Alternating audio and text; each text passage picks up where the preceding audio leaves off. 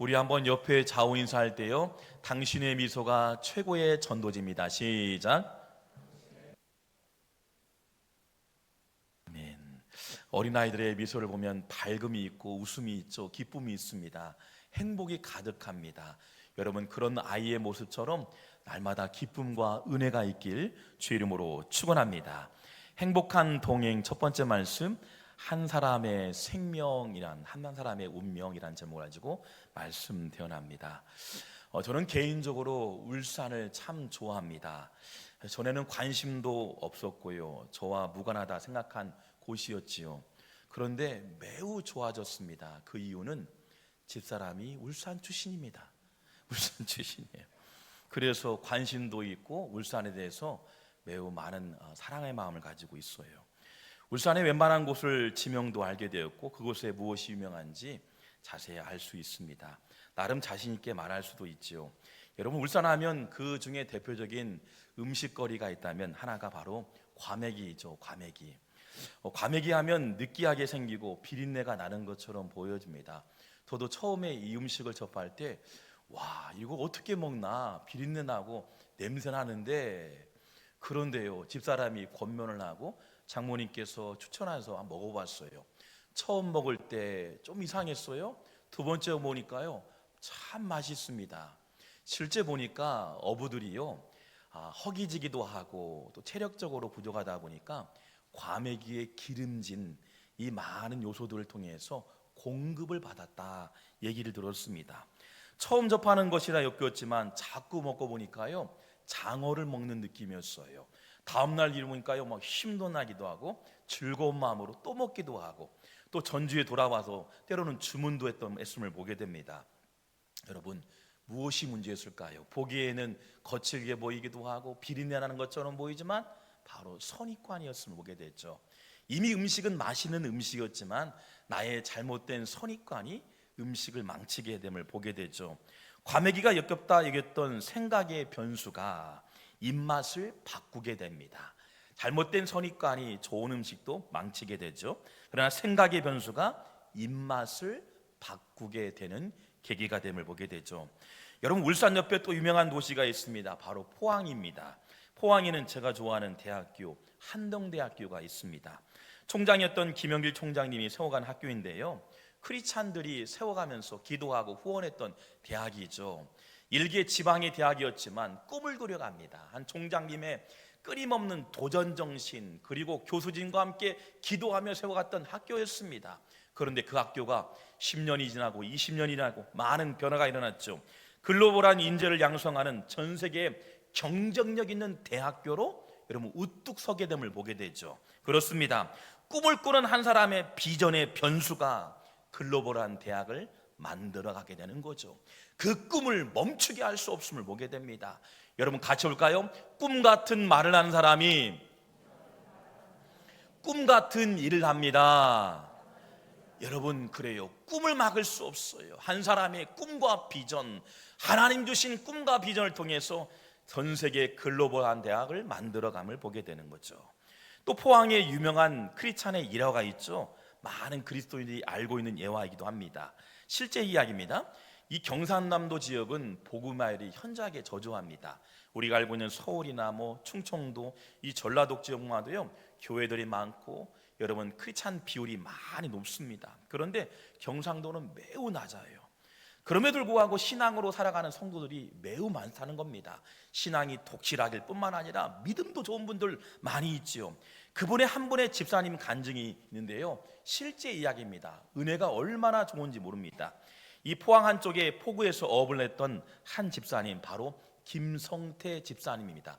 구글을 검색하면 그분의 간증이 매우 많이 나옵니다.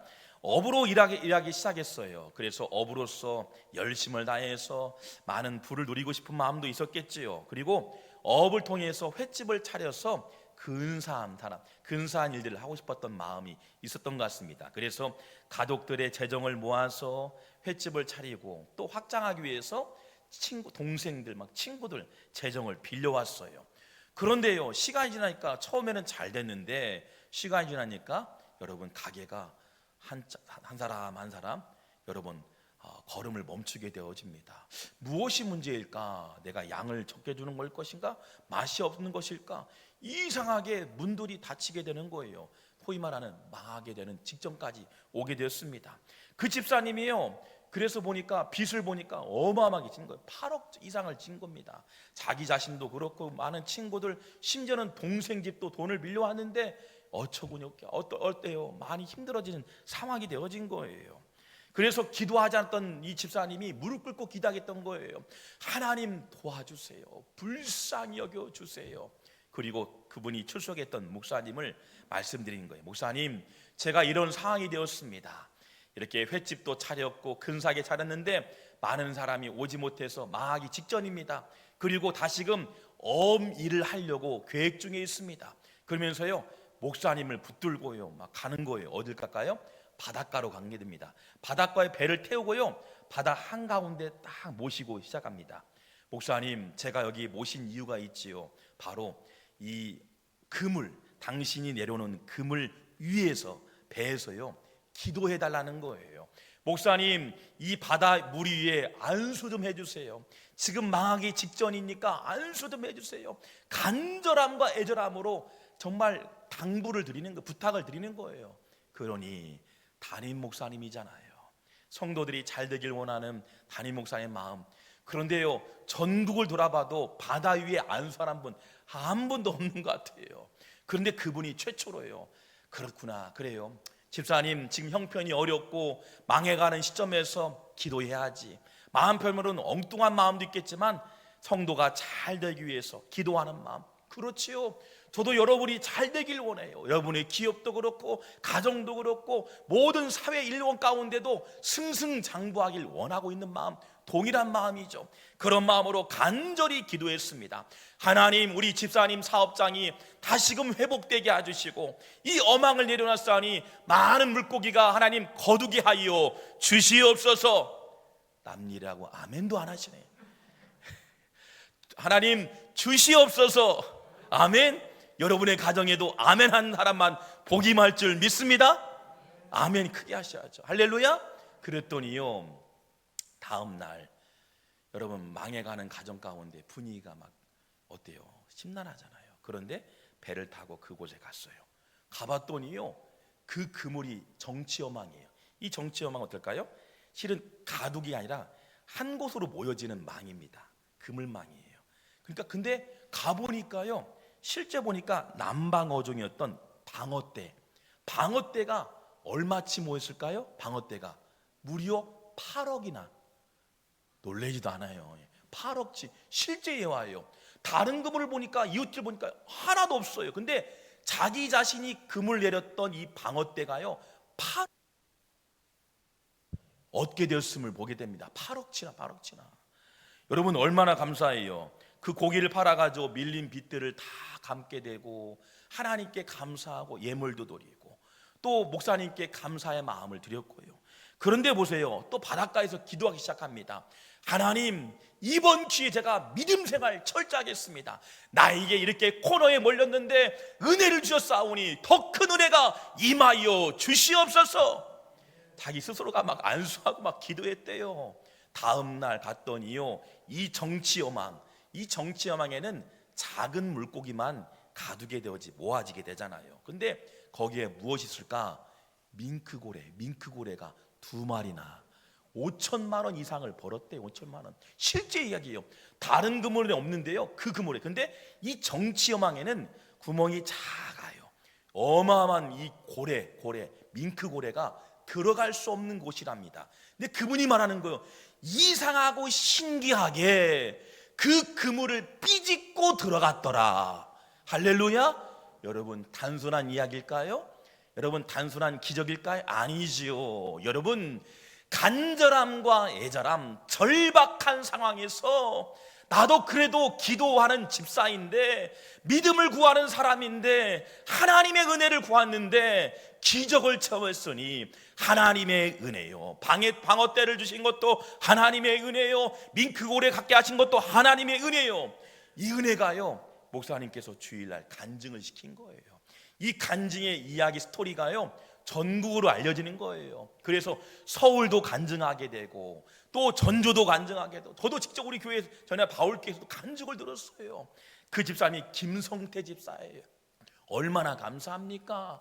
여러분, 오히려요 물고기 잡는 어부였던 사람이 사람을 낚는 전도자가 되는 줄 믿습니다. 비범함이라는 거예요. 평범했던 어부가 하나님의 은혜를 통해 비범한 방향이 바뀌어지게 됨을 보게 됩니다. 전에 인간의 가치관에 매였던 사람이요 하늘의 신령한 은혜를 체험하니까 방향이 바뀌게 되는 거예요. 은혜가 되어지는 거예요. 간증이 되어지는 거예요. 많은 이들에게 도전이 되는 사람을 낚는 어부가 되는 줄 믿습니다. 그렇습니다. 상식을 넘어 기적의 변수가 사람의 운명을 바꾸게 되어진다. 오늘 성경을 보니까 이미 2000년 전에요 게네사렛 호숫가, 당시 갈릴리 호수를 게네사렛 호숫가라도 얘기합니다. 이 게네사라는 것은 풍족하다는 겁니다. 무엇이 풍족할까요? 고기가 풍족하다. 호숫가에 고기가 풍성하게 있는 거예요. 그러니까 누구나 잡을 수 있는 곳이 바로 갈릴리 호수였습니다. 물고기 많을 뿐더러 누구나 쉽게 잡을 수 있는 현장이었죠. 그런데 보세요, 자기 자신의 가치관, 자기 자신의 선입관이 완전히 무너집니다. 오늘 본문에 보니까 물고기를 한 마리도 못 잡았습니다. 프로였던 어부가 물고기를 못 잡았으니 얼마나 창피하기도 하고, 오늘 물고기를 못 잡았으니 오늘 점심과 저녁은 말짱 꽝이었습니다. 자녀들에게 학비를 줘야죠. 우리 모든 경제활동 해야죠. 이제 모든 것이 끝났다라 여겼던 이 베드로 어부, 그런데 보세요, 잡지 못했다는 건 말이 안 되는 상황이잖아요. 그런데 이 베드로에게 변수가 일어나요. 다름 아닌 목수가 등장합니다. 목수의 말 한마디예요, 그의 인생이 변화가 됩니다. 다름 아닌 상식이 통하지 않았던 변수가요 기적이 되어짐을 보게 되죠. 누가복음 5장에는 실제 마태, 마가, 누가, 요한복음에 고스란히 동일하게 본문 내용이 담겨져 있어요. 근데 구체적으로 누가복음 5장 6절 말씀 보니까 이렇게 말씀하고 있어요. 그렇게 하니 깊은 데에 그물을 던져라 하니 고기를 잡은 것이 심이 많아 그물이 찢어진지라. 얼마나 많았으면 일생에 한 번도 경험하지 않았던 은혜를 누리게 됨을 보게 됩니다. 고기를 낚는 것만이 아니었습니다. 그 안에 선입관이 완전히 무너졌던 시점이 바로 이 시점이었던 거예요. 나도 이 정도는 할 수 있지, 나도 이 자리에 있었지, 나도 가진 것이 많은데. 그러나 우리 인생은 변수의 상황이지요. 우리 한치 앞을 내다볼 수 없는 상황임을 보게 됩니다. 그러나 목수의 말 한마디, 목수의 말 한마디가, 여러분, 고기를 낚는 어부가 사람을 낚는 어부로 제자로 삼게 되는 줄 믿습니다. 같이 올까요? 꿈 같은 말을 하는 사람이 꿈 같은 일을 합니다. 할렐루야. 베드로가요 인생을 살아가면서 이렇게 많은 물고기를 잡게 된 것도 하나님의 은혜, 나의 이성적인 판단에 위에 계신 하나님의 은혜를 경험하니 너무나 감동이 되고 은혜가 되어지는 거예요. 그러면서 여기에 머물지 않고 어떤 삶을 살까요? 실제적으로 성경에 이렇게 나와 있어요. 실제 모든 것을 내려놓았다. 그물도 내려놓고 아버지를 떠나서 예수님을 따라가게 되죠. 여기 말하는 그물은 경제적인 환경을 얘기해요. 아버지는 당시에 말하면 육신의 아버지예요. 그러나 누구를 따라갔어요? 영적인 아버지를 따라갔다. 전에는 보이지 않았습니다. 우리 인간의 이성으로 갇혀 있었습니다. 그러나 주님의 기적을 통해서 하나님 나라를 맛보게 되어지는 거예요. 그 근간이 내려놓음을 통해서 시작되어진 거예요. 자신의 이성을 내려놓고 경험을 내려놓고 한치 앞을 내다볼 수 없는 인생의 많은 숫자적인 상황들을 내려놓았더니 하나님 나라를 맛보게 되어진다. 할렐루야. 여러분, 저와 여러분이 내려놓을 때 하나님 나라를 맛보게 될 줄 믿습니다. 한번 말씀드렸죠. 여러분, 해외로 수출하는 수백 수천 개의 물건들을 담는 것이 바로 컨테이너죠. 이 컨테이너에 의해서 화물들이 움직이게 됩니다. 우리나라의 많은 수입품들 그렇고 우리나라에서 생산하는 것들을 해외로 수출할 때도 컨테이너를 이용합니다. 그런데 해상에서 운행하면서요, 뜻하지 않은 일이 발생했을 때 넘실대는 파도 앞에서 선장이 외치는 소리가 있습니다. 다름 아닌 제티슨입니다.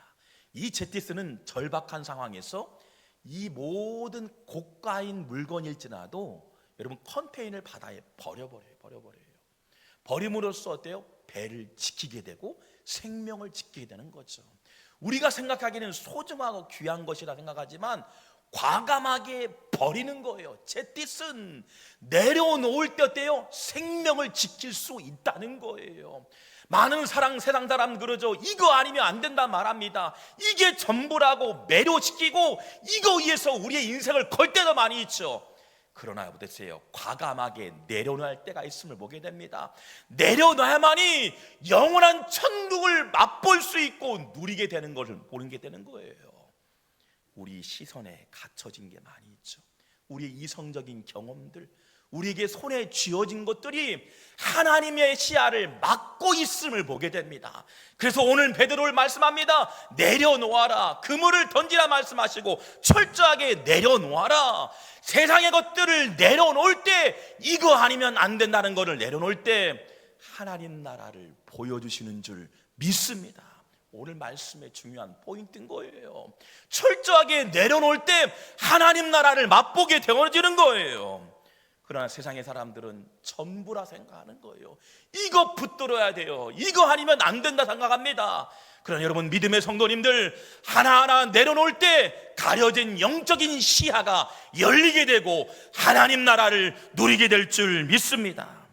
그래서요, 천국의 소망을 맛보기 위해서 어부들이 취했던 행동이 마태복음 4장 20절의 말씀 보니 그들이 곧 그물을 버려두고 예수를 따르니라. 마태복음 4장 22절 말씀 보니 그들이 곧 배와 아버지를 버려두고 예수를 따르니라. 여러분, 성경이 말하고 싶은 이유가 뭘까요? 누릴 수 없도록 꽁꽁 붙들고 있는 게 이것들을 철저하게 내려놓을 때 하나님의 나라를 보게 되어진다. 그래서 마태복음 보면 심령이 가난한 자에게 천국이 있다는 거예요. 애통하는 자의 의에 줄이는 자에게 하나님 나라의 유업을 누리게 될 줄 믿습니다. 세상은 더 많이 소유하라. 그러나 천국은 내려놓아라. 그린 이후에는 하나님의 은혜가 채워진다는 거예요. 여러분, 버렸더니 어떤 현상이 일어났을까요? 마태복음 4장 23절 말씀 보니 예수께서 온 갈릴리에 두루 다니사 그들의 회당에서 가르치시며 천국 복음을 전파하시며 백성 중에 모든 병과 모든 약한 것을 고쳤다. 바로 인간이 할 수 없는 치료의 은사, 하나님의 섭리, 하나님의 능력을 경험하게 될 것이다. 내려놓게 되고 하나님의 은혜가 채워진다는 사실이에요. 하나님의 은혜를 맛보게 된다는 겁니다. 그러니 마태복음, 마가복음, 누가복음 계속해서 여러분 베드로를 통해서 보여주시고 현장에서 하나님 나라를 경험하게 되는 줄 믿습니다. 여러분, 우리의 병과 약한 것뿐만 아니라 우리가 누릴 수 없었던 것, 볼 수 없었던 하나님 나라를 보게 된다는 사실입니다. 그래서 예수님 십자가의 모든 것을 버리셨죠. 자존심, 겉옷도, 억울함도, 좌절감도, 수치스러움도, 인간의 치욕적인 물과 피를 다 쏟으시고 십자가에 매달리신 것이 끝이 아닌 부활을 얻게 되는 줄 믿습니다. 왜일까요? 영적인 가치 이동이 되는 거예요. 육신의 가치가 아니라 머물렀던 인생에서 영적인 가치로 이동되어지는 거예요. 평생 그물 짓는 것, 그래요, 그런 분이 있죠. 할 수 있어요. 그러나 어때요? 그것을 내려놓고 영적인 가치로 이동시키는 하나님의 비전을 체험한 거예요. 그러니 베드로가요, 끝내는 순교를 마다하지 않습니다. 그의 단도대 앞에도 그렇습니다. 12 제자들이 그랬지요. 갈기갈기 찢는 상황 가운데도 하나님의 영광을 위해서, 왜요? 천국을 맛보았으니 죽음이 끝이 아닌 영원한 하나님 나라가 준비됐으니 순교를 마다하지 않은 거예요. 우리 인간이 한번 태어나면 반드시 매듭지 않은 것이 있는데 육신의 것을 과감하게 버릴 때 하나님 나라가 채워지고 보여질 줄 믿습니다. 새생명 전도 축제, 세상에 많은 축제가 있어요. 근데 우리 한번 같이 기도하는 마음으로 그렇게 기도한다면 하나님께서 때가 되어지면 반드시 은혜를 더하여 주실 줄 믿습니다. 여러분, 버리세요. 성령으로 채우세요. 하나님 나라를 보게 될 것입니다. 우리 아이들에게도 하나님 나라를 볼 수 있도록 예배 적극적으로 같이 할 수 있도록 예배 드리시고요, 기도한다면 이 천상의 하나님의 나라를 맛보게 될 줄 믿습니다. 유일하게 하나님 나라를 맛볼 수 있는 통로는 교회인 거예요. 말씀인 거예요. 찬양인 거예요. 예배인 거예요. 세상이 줄 수 없는 것이라 말합니다. 그래서 예배 드리면 은혜가 되어집니다. 기쁨이 되어져요. 세상으로 우리 모든 것들을 버려지고 성령으로 채워질 때 영적인 하나님의 은혜를 맛보게 되는 줄 믿습니다. LA에서 동북쪽으로 말씀드린 적이 있죠. 약 100마일 정도 가보면 이 팜스프링, 약 160km를 가보면 팜스프링이 있어요. 그래서 우리 미국인들이 가장 좋아하고 또 연세가 드신 분들이 은퇴한 후에 가장 살고 싶은 곳이 바로 팜스프링입니다. 이 팜스프링에는 수많은 요양시설이 많이 있어요. 요양시설도 있고요, 또 골프장도 100개 이상, 한 200개 정도 뭐 있다고 한 일 들었어요. 저도 몇 번 목사님들과 같이 또 교인들 같이 가서 여름 수련회를 한 적이 있는데요, 가보면 온천, 따뜻한 온천도 있고 뭐 골프장도 있고 휴양시설 다 있음을 보게 됩니다.